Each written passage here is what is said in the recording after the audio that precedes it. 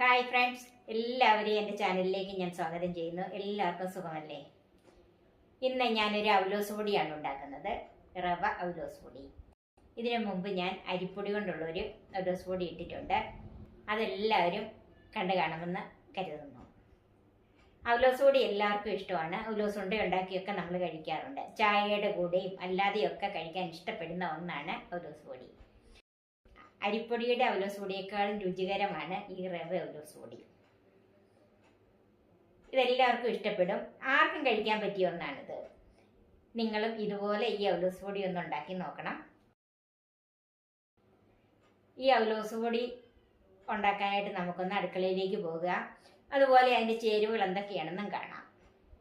ഇത് ഞാൻ എടുത്തിരിക്കുന്നത് 1/2 കിലോ റവ. ഇത് ഞാൻ വറുത്തതാണ് എടുത്തിരിക്കുന്നത്, വറുക്കാത്തതായാലും മതി. ഇപ്പം എൻ്റെ കയ്യിൽ വറുത്തതേ ഉള്ളത് കൊണ്ടാണ് ഞാൻ അങ്ങനെ എടുത്തത്.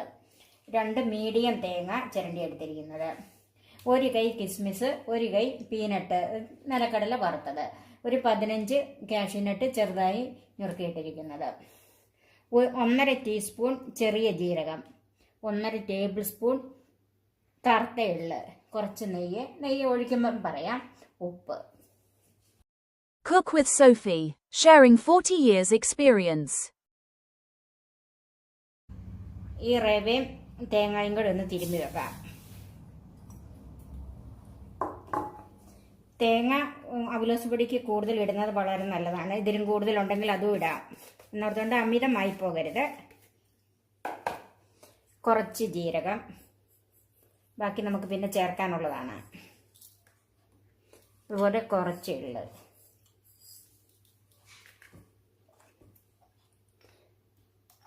ഇതിന് ആവശ്യമുള്ള കുറച്ച് ഉപ്പ്. ഇത് കൈകൊണ്ട് തന്നെ ഒന്ന് തിരുമ്മി വെക്കണം. വേറെ വെള്ളമോ എണ്ണയോ നെയ്യോ ഒന്നും ഇപ്പോൾ ഇതിൻ്റെ അകത്ത് ചേർക്കണ്ട. ഈ തേങ്ങയും റവയും എല്ലാം കൂടെ ഒന്ന് യോജിക്കാനാണ്. തേങ്ങയിൽ അല്പം വെള്ളമയം ഉണ്ടല്ലോ, അതും ഈ റവയും കൂടെ ഒന്ന് യോജിക്കാനാണ് ഇങ്ങനെയൊന്ന് തിരുമ്മി വെക്കുന്നത്. ഇതിപ്പം നന്നായിട്ട് തിരുമ്മിയിട്ടുണ്ട്. ഇനി ഇതിങ്ങനെ തട്ടിപ്പൊത്തി വെക്കുക എന്ന് പറയല്ലേ, അതുപോലെ വെക്കാം.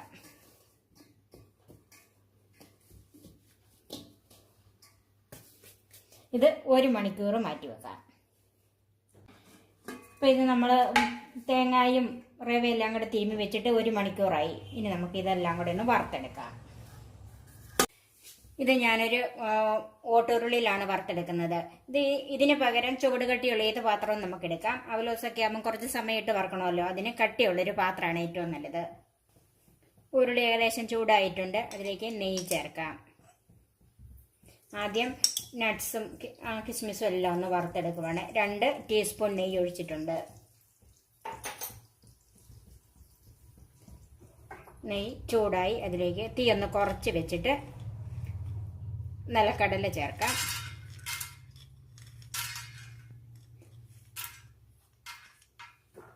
തീ ഒരല്പം ഒന്ന് കൂട്ടി കൊടുക്കണം. ഇത് വറുത്ത നിലക്കടലയാണ്, അതുകൊണ്ട് ഇതിന് ഒത്തിരി മൂപ്പൊന്നുമില്ല. ഒന്ന് ചെറുതായിട്ടൊന്ന് ചുവന്ന് വന്നാൽ മതി. ഇതിലേക്ക് നട്ട്സും കൂടെ ചേർക്കാം.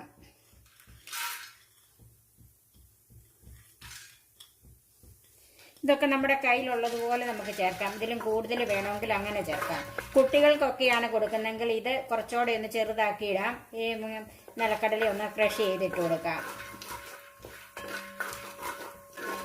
ഇതിലേക്ക് കിസ്മിസും കൂടെ ചേർക്കാം.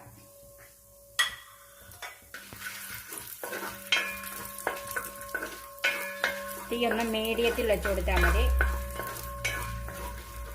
ഇതൊന്ന് വറുത്തെടുക്കാനുള്ള നെയ്യ് മതി, കൂടുതൽ നെയ്യ് നമുക്ക് ഇതിനകത്ത് ആവശ്യമില്ല. നെയ്യ് കയ്യിലില്ലെങ്കിൽ ഒന്നിൽ ബട്ടർ ആകാം, അല്ലെങ്കിൽ വെളിച്ചെണ്ണ എടുത്താലും മതി. ഒരിക്കലും സൺഫ്ലവർ ഓയിൽ പോലെയുള്ള അങ്ങനെയുള്ള വെജിറ്റബിൾ ഓയിൽ എടുക്കണ്ട, അതിന് വേറൊരു രുചി വരും. അതാണ് ഏറ്റവും നല്ലത്. നെയ്യ് ഉണ്ടെങ്കിൽ അത് തന്നെ എടുക്കുന്നതാണ്. ഇപ്പം നട്ട്സും കിസ്മിസും ഒക്കെ ഏകദേശം മൂത്തിട്ടുണ്ട്. നമുക്കിത് കോരിയെടുക്കാം.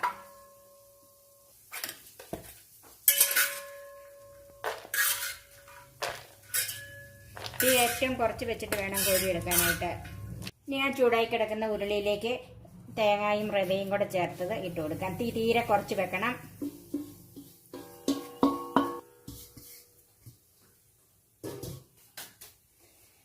ഇനി ഇത് ഒരു മീഡിയം ഫ്ലെയിമിലാക്കി കൊടുക്കണം. ഇത് എപ്പോഴും കൈ എടുക്കാതെ തന്നെ ഇങ്ങനെ ഇളക്കിക്കൊണ്ടിരിക്കണം. ഇതൊന്ന് ഇളക്കി അങ്ങനെ മൂപ്പിച്ചെടുക്കണം. ഇതിൻ്റെ അകത്ത് കട്ട വല്ലതും ഉണ്ടെങ്കിൽ അത് ആദ്യമേ ഉടച്ചിട്ട് വേണം തീ കൂട്ടി കൊടുക്കാനായിട്ട്. എല്ലാ സ്ഥലത്തും ഇളക്ക് വരണം.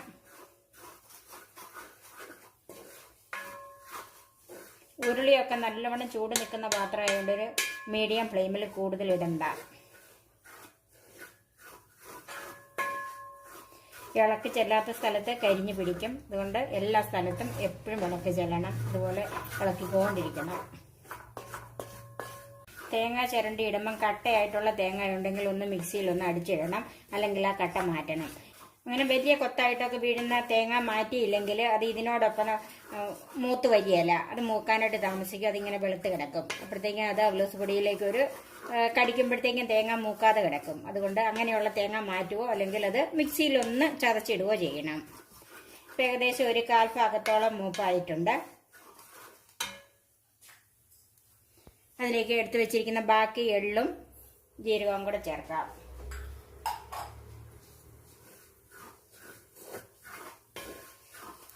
നന്നായിട്ട് ഇളക്കണം. ഇത് മൂത്ത് വരും തോറും തീ കൂടുതലാണെങ്കിൽ കുറച്ച് വെക്കണം. അല്ലെങ്കിൽ പെട്ടെന്ന് കരിവ് കയറിപ്പോകും. നമ്മുടെ ഇളക്കും എല്ലാ ഭാഗത്തും ഒന്നും വന്നില്ലെങ്കിൽ അതിനനുസരിച്ച് അവിടെ കരിയും. അങ്ങനെ കരിഞ്ഞാൽ അവലോസ് പൊടി ഒരു രുചി ഉണ്ടാവില്ല. ഇപ്പം ഇത് വറക്കാൻ വെച്ചിട്ട് ഒരു 10 മിനിറ്റായി. ഞാനിവിടെ തീ കൂട്ടിയും കുറച്ചും ഒക്കെ കൊടുക്കുന്നുണ്ട്. ഏകദേശം ഒരു കരികരിപ്പായി വരുന്നത് നല്ല ക്രിസ്പി ആയിട്ട് വരും. റവയെ നമ്മൾ ഇത് തൊട്ട് നോക്കിയാൽ നല്ല ക്രിസ്പി ആയിട്ട് വരും. അതുപോലെ ഇതിൻ്റെ ശബ്ദവും മാറുമ്പോൾ നമുക്കറിയാം, കളറും മാറി വരും. ഇളക്കിന് ഒരു മടുപ്പും കൊടുക്കരുത്. പിന്നെ ഇത് പഞ്ചസാര ഇട്ടും ഇത് വറുത്തെടുക്കാം. വറുത്ത് മൂത്ത് വരുമ്പോഴത്തേക്ക് അതിലേക്ക് കുറച്ച് പഞ്ചസാരയും കൂടെ ചേർക്കാം. ഞാനിപ്പോൾ അത് ചേർക്കുന്നില്ല. കാരണം അങ്ങനെ ചേർത്താൽ എല്ലാവർക്കും അങ്ങനെ ഇഷ്ടപ്പെടുകയില്ല. പിന്നെ പ്രമേഹ രോഗികൾക്കും ഒക്കെ കഴിക്കണമെങ്കിലും ആവശ്യമുള്ളപ്പോൾ ഇതിൻ്റെ അകത്തോട്ട് ആവശ്യമുള്ളത്രയും പഞ്ചസാരയും പഴവും ചേർത്ത് കഴിക്കാം. അല്ലെങ്കിൽ പഞ്ചസാര തന്നെയാണേലും ചേർത്ത് കഴിക്കാം.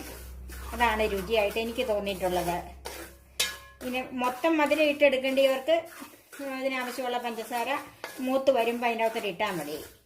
ഇട്ട് നന്നായിട്ട് ഇളക്കി എടുത്താൽ മതി. പിന്നെ തീ കത്തിക്കണ്ട. തീ ഓഫ് ചെയ്തിട്ട് ഇട്ടാലും മതി. അപ്പോൾ ഒരു മധുരം ഈ അവലോസ് പൊടിക്ക് എപ്പോഴും കാണാം. ഇങ്ങനെ പിടിച്ചു നോക്കുമ്പോൾ നമുക്കറിയാം ഇത് മൂത്ത് വരുന്നത്. ഇത് കളറൊക്കെ മാറി വരാൻ തുടങ്ങി. ഇപ്പം ഇങ്ങനെ നമ്മൾ ഇളക്കുമ്പോൾ തന്നെ അറിയാം ഇതിൻ്റെ ശബ്ദം മാറി വരുന്നുണ്ട് കേട്ടോ. അടിയിലേക്ക് മുട്ടിയില്ലെങ്കിൽ തന്നെ ഇത് മൂത്ത് വരുന്നതിൻ്റെ ഒരു ശബ്ദം നമുക്ക് തന്നെ തിരിച്ചറിയാം. ഇപ്പം ഈ അവലോസ് പൊടി ഏകദേശം മൂപ്പായിട്ടുണ്ട്. നമ്മളിങ്ങനെ തൊട്ട് നോക്കി നന്നായിട്ട് പൊടിഞ്ഞു കിട്ടും. അതുപോലെ വരും. ഇപ്പം ചൂടായതുകൊണ്ട് എനിക്കിത് കാണിക്കാൻ വലിയ ബുദ്ധിമുട്ടുണ്ട്. ഇതിൻ്റെ ശബ്ദം മാറി, അതുപോലെ ഇതിൻ്റെ കളറും മാറി കിട്ടിയിട്ടുണ്ട്. ഇനി നമ്മൾ ഇതിലേക്ക് വറുത്ത് വെച്ചിരിക്കുന്ന നട്ട്സും കിസ്മിസും നിലക്കടലയൊക്കെ ഉണ്ടല്ലോ അതും കൂടെ ചേർക്കാം. അതും കൂടെ ചേർത്ത് നന്നായിട്ടൊന്ന് മിക്സ് ചെയ്യണം. ഇതെല്ലാം കൂടെ കിടന്ന് ഒന്നോടെ ഒന്ന് മൂത്ത് വരണം. നന്നായിട്ട് മൂത്തിട്ടുണ്ട്. ഞാൻ തീ ഓഫ് ചെയ്യുവാണ്. ഇനി ഇത് കട്ടിയുള്ള ഈ പാത്രം ആയതുകൊണ്ട് ഞാൻ ഇതിൽ ഒരു 5 മിനിറ്റോളം ഇതിൽ തന്നെ വെച്ചൊന്ന് ഇളക്കി കൊടുക്കണം. എന്നിട്ട് വേറെ പാത്രത്തിലേക്ക് മാറ്റുള്ളൂ. അല്ലെങ്കിൽ ഇത് നമ്മൾ കൈ വിട്ടിട്ട് പോകുന്ന സമയത്ത് ഇത്രയും കട്ടിയുള്ള പാത്രം ആയതുകൊണ്ട് ചൂട് കൂടുതൽ നിൽക്കുകയും ചെയ്യും. അതുകൊണ്ട് അവിടെയൊക്കെ കരിഞ്ഞു പിടിക്കും. ഇത് ഒരു 5 മിനിറ്റോളം എങ്കിലും ഇതൊന്ന് ഇളക്കി കൊടുക്കണം. നമ്മുടെ റവ അവലോസ് പൊടി നന്നായിട്ട് തണുത്തിട്ടുണ്ട്. ഇനി നമുക്ക് സർവിങ് ഡിഷിലേക്ക് മാറ്റാം. ഇത് ഉപയോഗിക്കുന്ന സമയത്ത് ഇതിൻ്റെ അകത്ത് പഞ്ചസാര ചേർത്ത് ഉപയോഗിക്കാം. സൂപ്പറല്ലേ ഈ അവലോസ് പൊടി? ഇതുപോലെ നിങ്ങളൊന്ന് ഉണ്ടാക്കി കഴിച്ചു നോക്കണം. എല്ലാവർക്കും ഇഷ്ടപ്പെടും. എൻ്റെ ഈ ചാനൽ സബ്സ്ക്രൈബ് ചെയ്യണം. ഈ റെസിപ്പി നിങ്ങൾക്ക് ഇഷ്ടപ്പെട്ടാൽ ഷെയർ ചെയ്ത് കൊടുക്കണം. അതുപോലെ കമൻസ് അറിയിക്കാനും മറക്കരുത്. നല്ല നല്ല റെസിപ്പികളുമായി നമുക്ക് വീണ്ടും കാണാം. ഞാൻ സോഫി കുര്യാക്കോസ്.